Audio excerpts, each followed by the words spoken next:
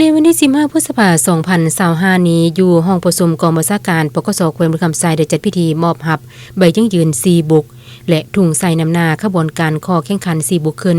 โดยการเป็นประธานของสหายพันโท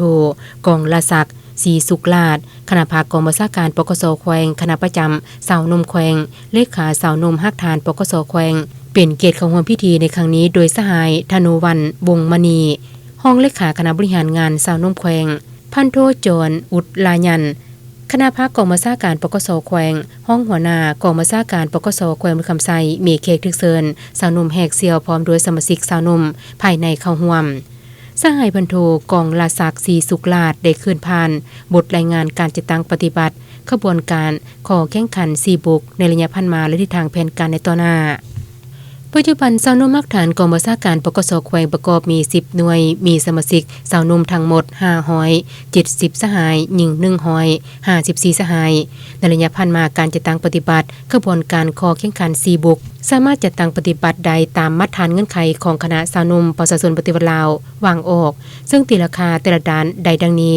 บุกด้านแนวคิดปฏิบัติใด97กัวซันหอยบุกด้านการฝึกฝนล้อหลอมห้ามเฮียนปฏิบัติใด95กัวซันหอยบุกด้านการจัดตั้ง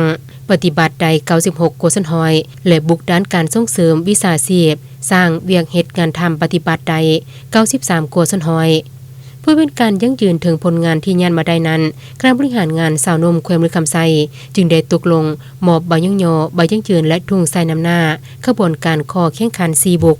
ให้สาวนมฮักฐานกองบัญชาการปกส.แขวงพร้อมทั้งมอบเรียนการละนึก65ปีให้สมาชิกสาวนมผู้ที่มีผลงานดีเด่นในการประกอบส่วน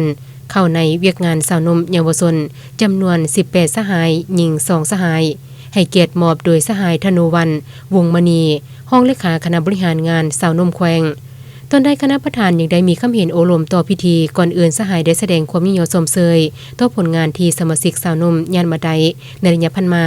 และได้เน้นหนักให้สมาชิกสาวนมให้มีความสามัคคีอย่างแน่นแฟ้นเอาใจใส่จัดตั้งปฏิบัติเนื้อในข้อแข่งขัน4บุกก็คือแผนการจัดตั้งปฏิบัติข้อแข่งขันดังกล่าวโดยที่ผ่านกับหน้าที่วิชาเฉพาะเป็นเสนาธิการที่ห้าวหันเข้มแข็งให้แก่คณะพรรค